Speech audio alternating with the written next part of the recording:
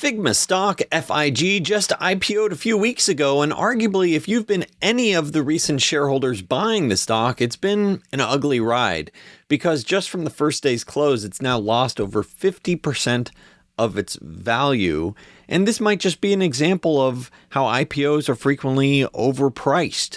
And, looking at the story, it's actually very compelling financials, because you're looking at 40% plus revenue growth, $250 million in revenue in the most recent quarter. You could see how it's grown significantly over time. First quarter 2023 was a $100 million business.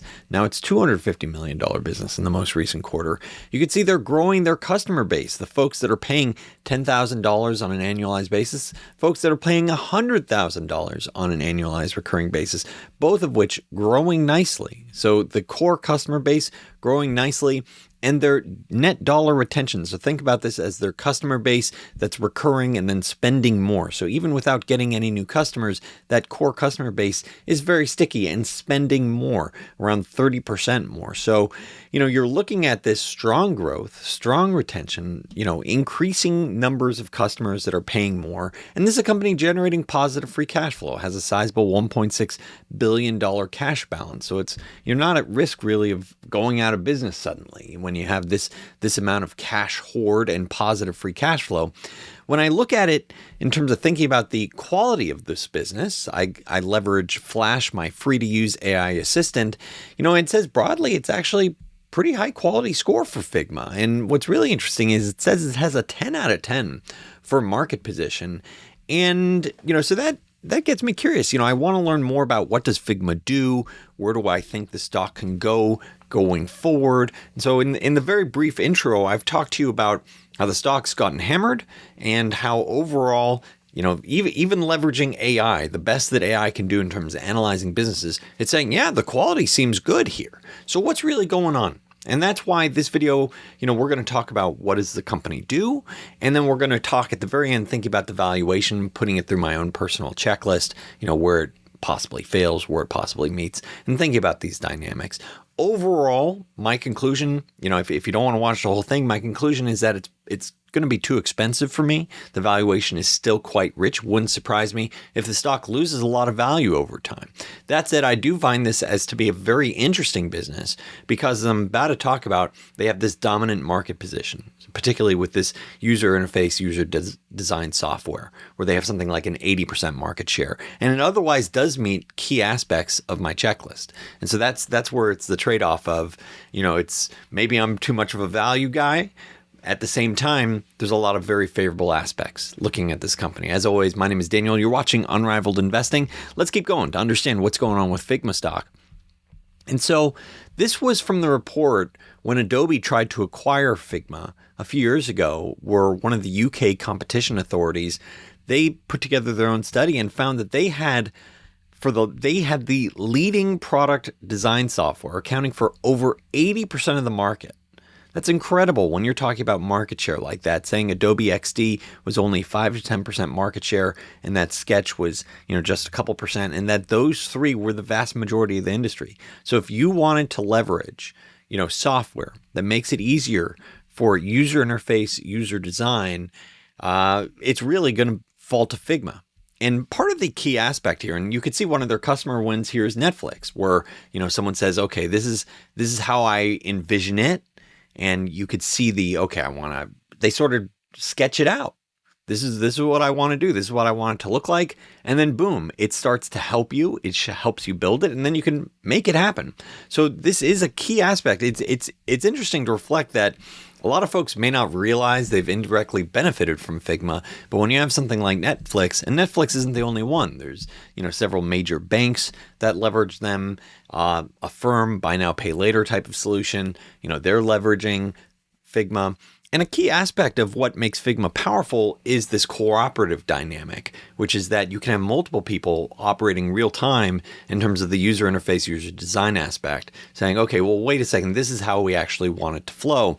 And then when you have that network effect, because multiple people are cooperating, that's hard to displace a software like that. And then you also say, okay, well, this is what I used previously, or this is what the team uses. So therefore, we're not going to try out a new solution. We're not going to try some sort of upstart competitor because we're already using this. You already get some sort of network advantage. So there's key aspects here that make Figma a quality business, a quality software company, in addition to the growth and the free cash flow.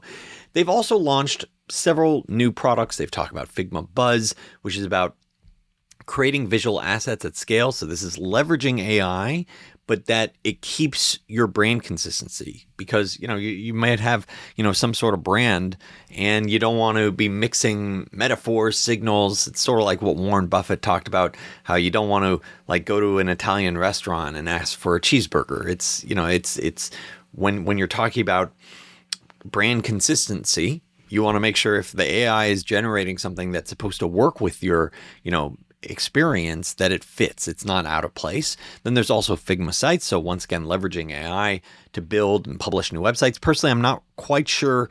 I personally expect the website building market to already be saturated. So I'm not really seeing what the huge value add is, or maybe it's just additional tools that go, additional widgets that go with the Figma suite of solutions. They also turn to Figma Make, which is I think a key theme that you should be getting from this is that it's about leveraging AI over and over again, saying they want to lean into this cutting edge revolution. So maybe it's about, building working prototypes or apps with AI, or designing images, making it easier. And so leveraging, once again, the tools to make it easier to have your vision come to life, whether or not you're at Netflix and you want to create a better process, or you're at a bank and you want to make sure your depositors are easily, finding their funds, transferring their funds, etc. So then the question is, well, why is it falling if, they're accelerating, they're launching new products, strong revenue growth, increasingly favorable profitability or free cash flow. And I think a key aspect is the deceleration in terms of their revenue. So yeah, they did post 40% revenue growth, but their outlook for the third quarter suggests 33% growth, which is a significant deceleration. So then you have Wall Street analysts saying, well, could this be 20% growth in a quarter or two? Could it be 15%? That's going from 40 plus to 33. What's the next 2 quarters like? And that's the uncertainty.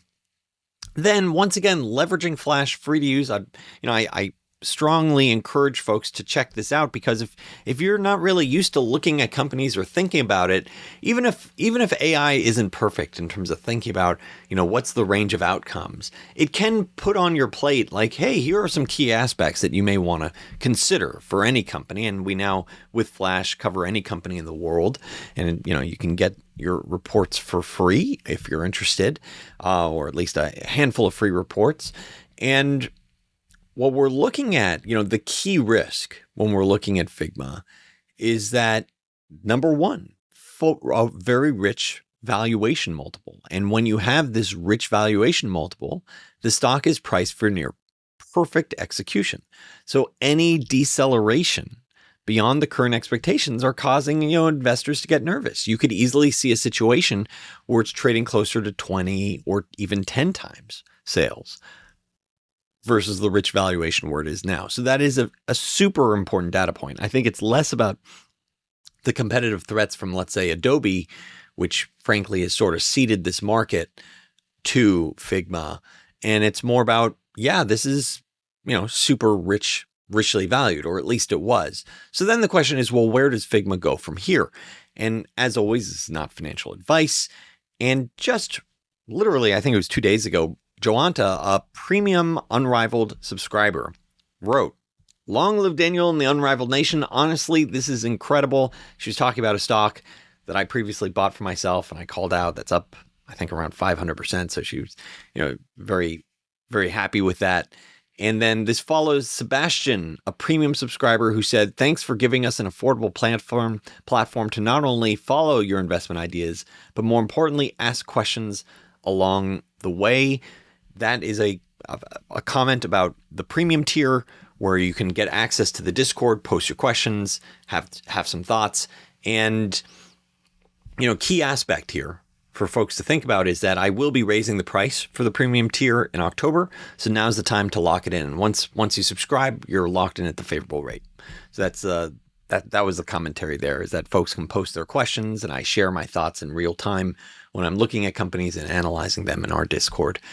So let's run Figma through this checklist. As always, all companies go through the same checklist, but truth is most fail. And so when we look at Figma, start with the first item, align management. Yeah, so you have Dylan Field. He's the co-founder. He's the CEO. Arguably, he's coming at this from a missionary perspective. He's not looking as a mercenary, a hired gun.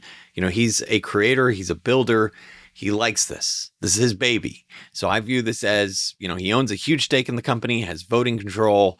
This is a bet on Dylan Field to keep growing this company and that he's a believer in his own product. And he wants to leverage the most cutting edge trends like AI to keep making the value proposition stronger. But then you get to the next part, which is, the obvious growth and compelling valuation. Let's assume there's obvious growth going forward. They talked about deceleration to around 33% for the next quarter. Let's assume for the next 5 years, they managed to grow at 30%. So around what they're expecting for the next quarter. I personally view that as, pretty lofty assumption. And let's also assume their profit margins expand a bit to around 35%. The share count's much higher than what you see a lot oftentimes reported. I dug into this in a little bit more detail. And so the market cap, even after the 50% drop, is still around a $30 billion market cap. And so $30 billion market cap for a company that's, let's say, around $1 billion in revenue, you're still talking about 30 times price to sales. So this is a very rich valuation. Now, this is a hypothetical framework. Of course, stock price can go higher or lower. A lot depends on the execution. A lot depends on sentiment. Like if they say, hey, we did 33% in the third quarter, but we're expecting an reacceleration because some of our products are really getting customers excited. It is always possible to see the valuation multiple expand further. I just look at this framework and think it's asymmetrically unfavorable to existing shareholders because of how rich it is. Even if a lot of folks say, hey, you beat out Adobe with the, with the core user interface, user design market, you have 80% market share. That is a great position to be in. You're generating free cash flow, founder led, even with obvious growth, even assuming 30% growth. And this is how I incorporate value and growth in terms of my own personal journey, which is that I start asking myself, what's the minimum growth that I would need to underwrite, I would need to expect, and the minimum margin that I would need to expect in order to get a satisfactory return? Because I'm not, it doesn't have to be like go buy a deep value coal stock that's trading at 3 times free cash flow. That's not what turns me on. I want to own these best enterprises that can be much bigger in the future. But the value aspect of it, and I would view this as sort of the evolution of value investing, is that you need to, start thinking about, okay, what's the margins? What's the minimum growth that I would need to happen for me to pencil out, let's say, a 30, 40, 50% return. And that would be on the low side. But in this case, assuming 30% growth, assuming much higher profit margins, assuming a 40 times earnings multiple 5 years from now, you're still not generating a great return. And I would say most of these assumptions are pretty darn aggressive.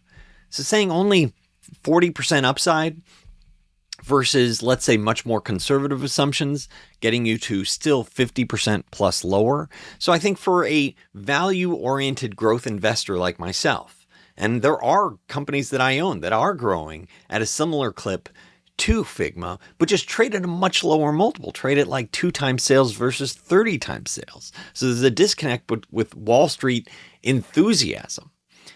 And so I personally look at this and think it wouldn't surprise me if Figma drops another 50% just based on this sort of framework, which is that even if you pass the checklist from the management alignment, where they own a big block, they're the founder, this is their baby, and even if there's still compelling growth, when I think about this, it's the valuation is just so rich, it's hard for me to get excited about it. So I think my process here would be wait for it to drop to like 30.